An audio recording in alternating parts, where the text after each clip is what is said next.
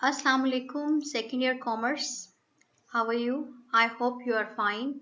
So, now what we are going to do today, we are going to revise the topic. Chapter is same, chapter number 4, Central Bank.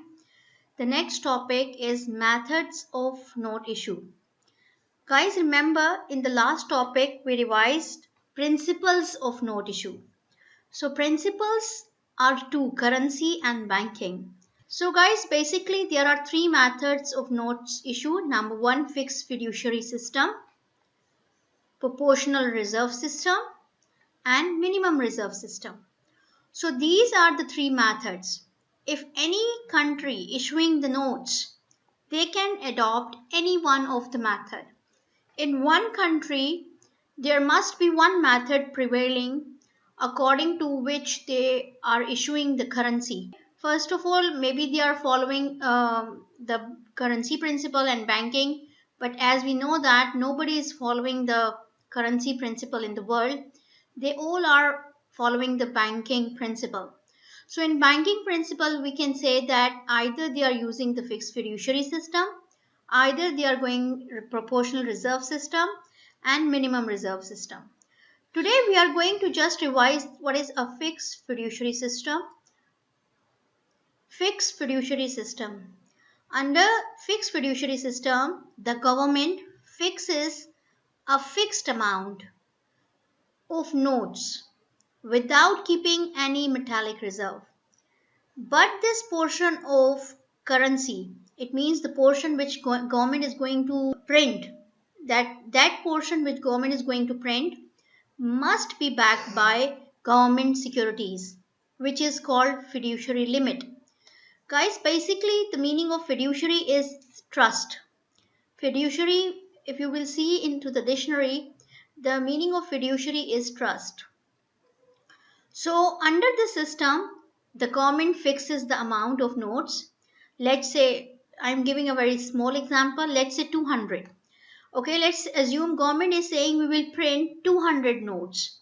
So they will not keep any metallic reserve. Then what they are going to keep? They are going to keep government securities against the notes issue. So why I made cross on this? It means in fixed fiduciary system, metallic reserves are not kept against the note issue. What is kept here? If the government is going to issue any notes, they are going to keep as reserve government securities.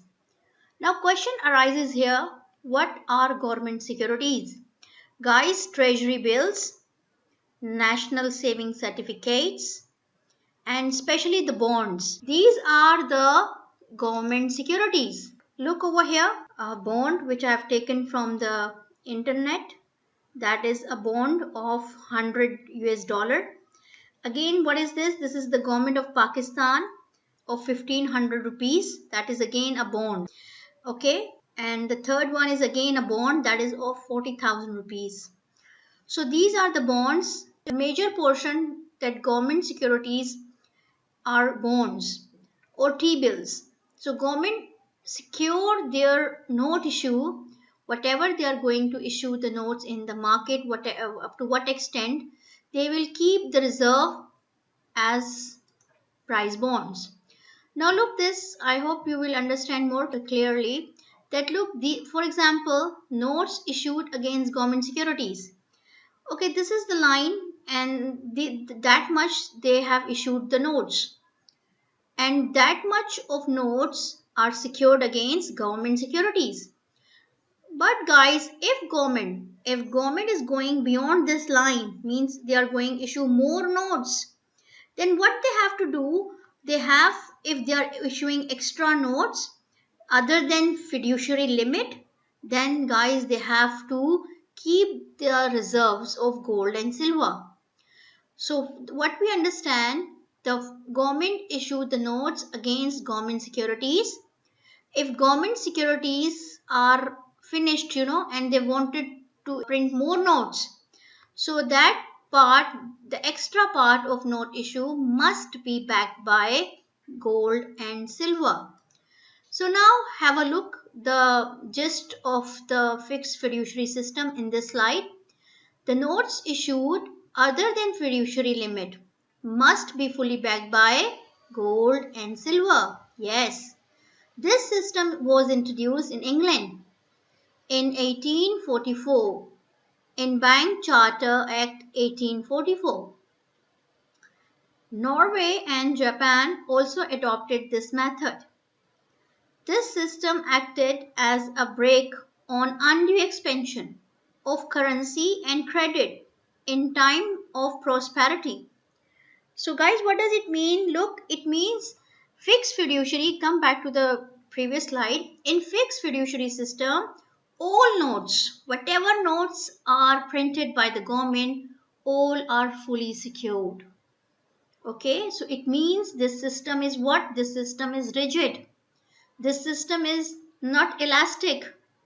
If government wants to print more extra note, if they have gold or silver with them, then only they can print extra notes.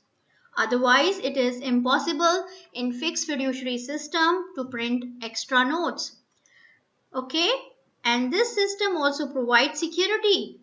It is a full secured system because it provides 100% convertibility of notes. What does it mean? It means every note is backed by an asset. So this is a more safe, secure system. It is a rigid system. People have more confidence, public confidence on this system. And as we know that two countries, Norway and Japan, adopted this method. So guys, fixed fiduciary system merits. The first method of note issue provides safety to notes because it provides value to the currency. Why currency having a value? Because every single rupee note is backed by asset. Asset could be a government security, asset could be a gold and silver. So as many assets you have backed by your currency note, the more value your currency will gain. Stability. Yes, guys, this system is not only provide value, but it also provides stability in the economy. So, which is helpful in regulating internal prices and exchange rate.